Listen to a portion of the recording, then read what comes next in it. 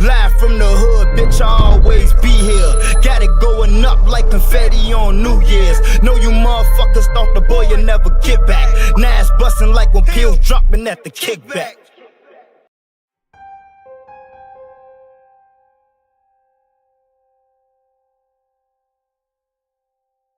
Of biased and false news has become all too common on social media. More alarming, some media outlets are true without checking facts first. Unfortunately, some members of the media use their platforms to push their own personal bias and agenda to control exactly what people think, and this is extremely dangerous to our democracy. I think you get the idea there, what's going on. All these anchors and all these markets are required to read this script. It's attacking fake news, but really what it's doing, it's kind of like the Fox Fair and Balanced slogan. It's a way of saying, we're fair, everybody else is biased. It's taking a page out of Trump's playbook. And I've been talking to staffers in markets, David, that say they're sickened by this, they're uncomfortable with it. Quote, my staff is up in arms about this. Zerwick, you're in Baltimore. Sinclair's based right up the road. What's your impression? Brian, I've been reporting this story, as you know, since last summer, and you know, my first concern was when they hired Boris Epstein from the Trump White House and made him the chief political analyst, made him a political analyst, and stations were dictated to carry his, what I think of as talking points, almost out of the Trump White House. There's a lot of pushback. Look, I think reporters and anchors, especially when you centralize a message, and this is what's important, Brian, if you are centralizing a political message to however many, more than 200 stations, I think it'll be if they get the FCC approval for this, to 200 stations, you have one of the great political messaging machines in the world. And especially, it's the local people, the people you see at the supermarket in Tulsa, Oklahoma, or your hometown in Wisconsin, Madison, Wisconsin, who are delivering these messages. They're not people from New York or Washington who you can dismiss. Much more powerful. I think Sinclair has the potential for that, and I think in some ways people react to that when they see this. Look, this thing by Deadspin is a really clever piece of editing, but it powerfully states what people have been saying about the danger of centralized messaging if a broadcaster decides it wants to send out political messages that way.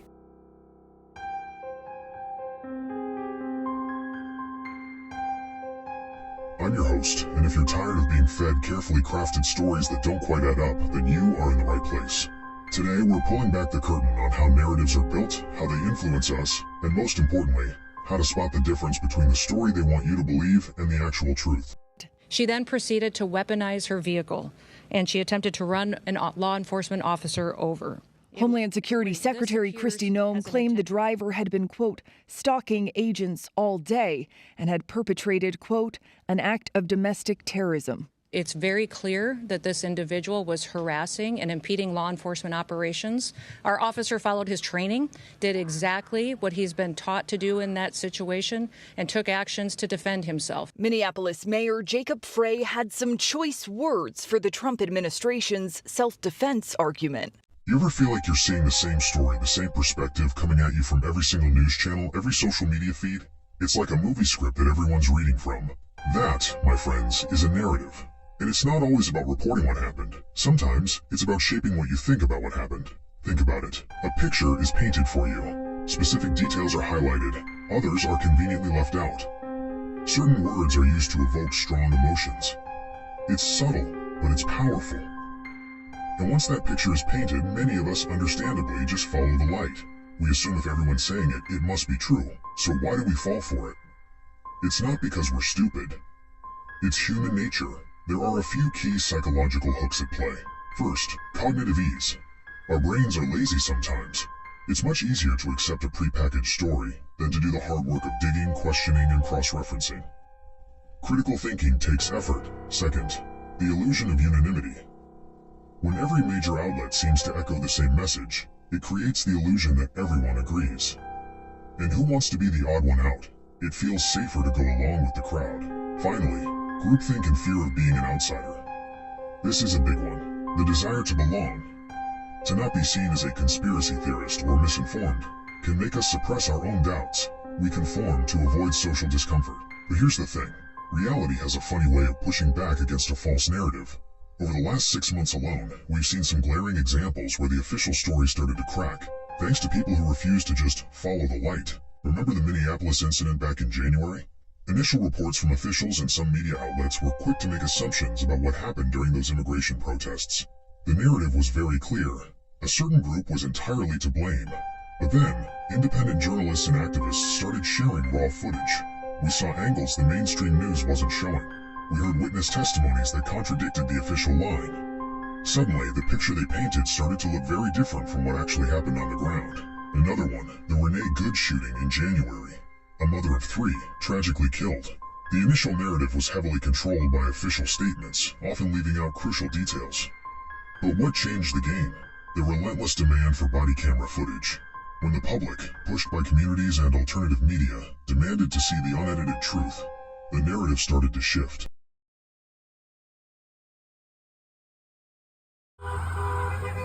This is a cell phone video filmed by the ICE agent who shot and killed Renee Good in Minneapolis.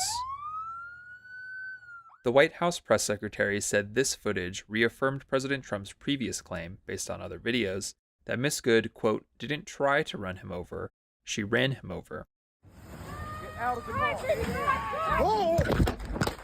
Watched in isolation, the cell phone video might look like that's the case. But when analyzed alongside other angles of the shooting, synchronized by the Times, a much more complicated picture is revealed. More footage will likely emerge, but the currently available visual evidence still shows no indication Agent Jonathan Ross got run over. The footage does provide some visibility into the positioning between the agent and Miss Good's SUV and the key moments of escalation. And it establishes, frame by frame, how Agent Ross put himself in a dangerous position near her vehicle in the first place.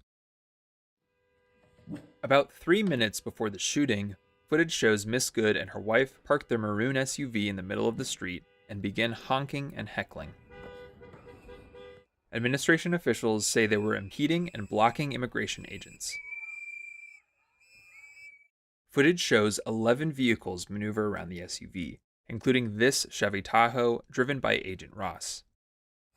When he exits, he's already filming Miss Good's SUV, not with a body camera typical of most law enforcement, but using a cell phone in his hand. It's not clear why. The agent's footage shows his interactions with Miss Good. That's fine, dude. I'm not mad at you. And her wife. That's okay. We don't change our plates every morning. There's verbal jabbing. It'll be the same plate when you come talk to us later. That's fine. U.S. citizen, former fucking country. You want to come at us? We see the agent switching the phone from his right hand to his left as he heads toward the front seat of his Tahoe. I say go get yourself some lunch, big boy. During this time, on the other side of the SUV, 2 new agents arrive in a pickup. We see Miss Good motions them to go around her. Okay. Out of the car. Get out of the fucking car. Over the next 6 seconds, Out of the car. we see one agent reaching into the SUV, Miss Good starting to drive, then Agent Ross firing 3 shots. Now let's go back and analyze some of the key contested moments of the agent's cell phone video, alongside other footage to break down what happens during these critical 6 seconds. Here, the agent's cell phone footage shows he's moving directly in front of the SUV, as it's reversing and rotating towards him, initiating a 3-point turn apparently to leave. Law enforcement officers are trained to avoid doing this because it puts them in danger and often leads to the use of force against drivers. The cell phone is focused squarely on Miss Good. She looks down, shifts into drive, and begins turning to the right, away from the agent. Cut to this high angle and zoom in. We can make out the agent's body and his arm filming. We can also see, at the same time, he's beginning to lift his other arm.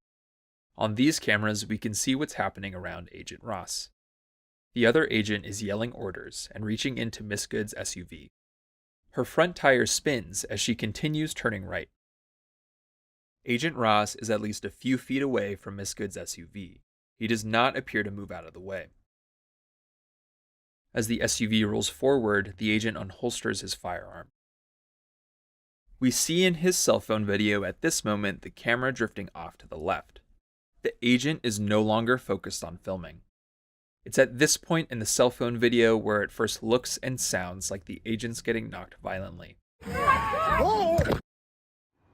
On the other camera, we can see what's happening. Here is Agent Ross aiming his gun at Miss Good.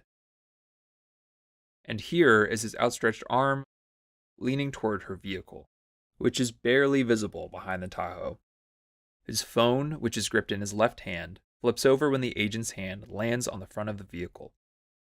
There's an audible thud when it hits. The camera rotates up towards the sky. Again, while it appears the agent's getting knocked over, we can see that's not the case from the other angle, which shows he's standing with his hand near the headlight, his torso and legs away from the vehicle. In the cell phone footage, the agent's face flashes on screen, then it goes black. The other angle shows us why. We can see the agent's foot sliding, his hand bracing against the SUV, and his arm getting pressed into his chest. It is impossible to determine if this is happening because of the SUV's movement or the icy asphalt, or more likely, both. And what's very unclear because of the limited quality and availability of footage is whether the agent's upper body gets swiped by the vehicle as his left foot slides back. This moment is when Agent Ross fires. We see the other agent pull back from the SUV. Both of them stumble, apparently slipping on the ice. This is also the moment many have said looks like Agent Ross getting run over. And it does when watched at full speed. But looking more closely, we can see in multiple angles that there's a visible gap between the vehicle and his legs, indicating his feet are positioned outside the SUV's path. The agent's left hand is still against the vehicle and gripping his phone. We see as he fires, it's recording the clouds and the trees overhead. It's not because the agent is knocked to the ground. The other angle shows he's still standing, continuing to maintain his grip on his phone and his gun, and we see a clear and growing gap between his body and the SUV as he fires a second shot and a third. None of the bullets have the effect of stopping the SUV, but they kill Renee Good. According to our analysis of audio from Agent Ross's cell phone video, this is his reaction. Fucking bitch. What the fuck? What the fuck did you do? According to a White House spokesperson, Agent Ross, quote, suffered internal bleeding after he was struck by the car. Shame! Shame! Shame! Later that evening, Homeland Security Secretary Kristi Noem said that he had been treated at a local hospital and released. Why? Because raw footage, unfiltered, often tells a story far more accurately than a carefully worded press release. It's why we need transparency. And let's not forget the Epstein document dump. For years, anyone who even hinted at the vast network of powerful individuals involved was often dismissed. Conspiracy theories, they'd say. Then, the Department of Justice released millions of documents and photos. Suddenly, what was once conspiracy became verifiable fact. The actual records, the truth, finally saw the light of day, exposing names and connections that the initial narrative had conveniently swept under the rug. This shows the power of persistent questioning and the eventual triumph of evidence. So how do you avoid falling into the trap? How do you tell the truth and nothing about it for yourself? Here are my 3 key rules. 1. Question everything. Don't just accept the first thing you hear, especially if it sounds too neat, too perfect, or too emotionally charged. Ask, who is telling this story? What's their agenda? What might they not be telling me? 2. Seek out diverse sources. Don't get all your news from one place. Look at independent journalists, international news, local reports, and raw footage. Compare and contrast. The truth often lies in the discrepancies. 3. Demand evidence, especially raw footage. This is crucial. If someone is telling you a story, ask for the evidence. If it's a breaking incident, push for body camera footage, dashcam video, or unedited witness accounts.